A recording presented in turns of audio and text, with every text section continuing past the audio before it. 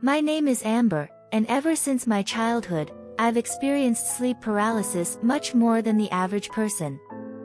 Let's just say it's one of the most unpleasant things you can experience.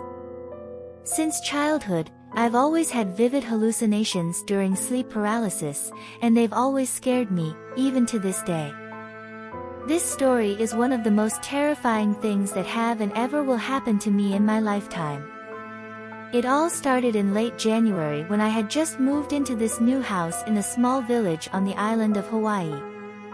My house is near a deep pond, and I got it for a good deal because it was supposedly haunted, and no one else wanted to purchase it. But I've never really believed in the paranormal or anything like that, so I just saw it as a good deal on a decent-sized house and took it. A few weeks after buying the house, a big snowstorm hit one night, causing the power to go out and snowing me in. I couldn't see a thing, so I decided that I would head to bed early and get an early start on unloading boxes the next day. I hopped into bed, pulled my blankets over me, and fell asleep in the pitch-black rain. I woke up to the noise of tapping at my window. I tried to get up but realized I couldn't move at all. Sleep paralysis took over my whole body.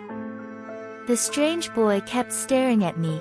His eyes were pitch black as if he had no pupils. He had a wide inhuman, devilish grin, and his teeth were huge.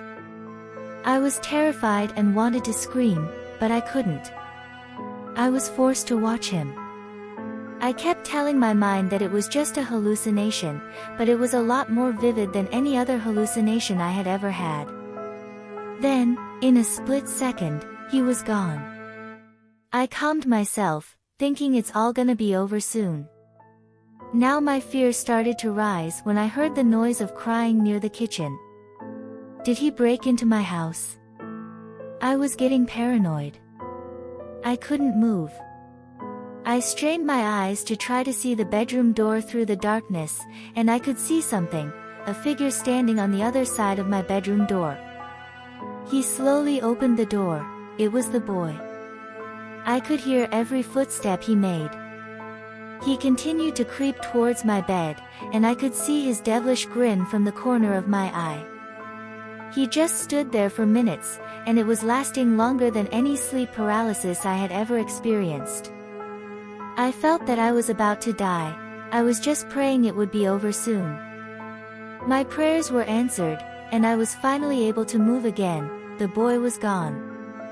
The next morning when I woke up, I felt something strange as I walked on the carpet. The carpet was soaking wet. At that point, it hit me. Was it really a hallucination, or did someone actually come into my room last night? I shared this incident with some of the neighbors, and it turns out there was a spooky story about the pond near my new house. Back in 1947, a group of kids were playing on the banks of the pond. One boy accidentally tripped over a log and fell into the water. Before any of the other children could react, the boy sank beneath the water's surface. For a few moments, they waited for him to resurface, but there was no sign of him. Horrified, they ran back to the village to get help.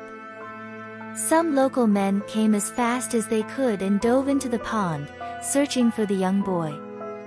They were terrified by what they found. The boy was sitting on a rock at the very bottom of the pond. His arms were hanging down by his sides, and his body was swaying back and forth with the currents. His eyes were wide, and his mouth was hanging open, but he was dead in the water. The eerie sight sent shivers down the spines of the men who had dived in to save him. They were deeply disturbed and said it was such an unusual way to drown. It was as if the boy had calmly sat down on the rock and waited there to die. Ever since, bizarre rumors began to spread around the area. Many villagers believed that the ghost of the drowned boy lurked beneath the deep waters of the pond. They said that at night, he would come to the surface, cold, wet, and shivering, his icy hands clutching unsuspecting victims and trying to pull them into his watery grave. According to the rumors, he was trapped in this world by accident, and the only way he could escape was to find someone else to take his place at the bottom of the pond. As I mentioned before, I don't really believe in the paranormal, but that creeped the hell out of me. After that, I put my house up for sale as I am no longer able to sleep peacefully in this house. A strange, eerie feeling always keeps me restless, but unfortunately, so far, no one has come to view the house or made any offers as it was famous for being haunted.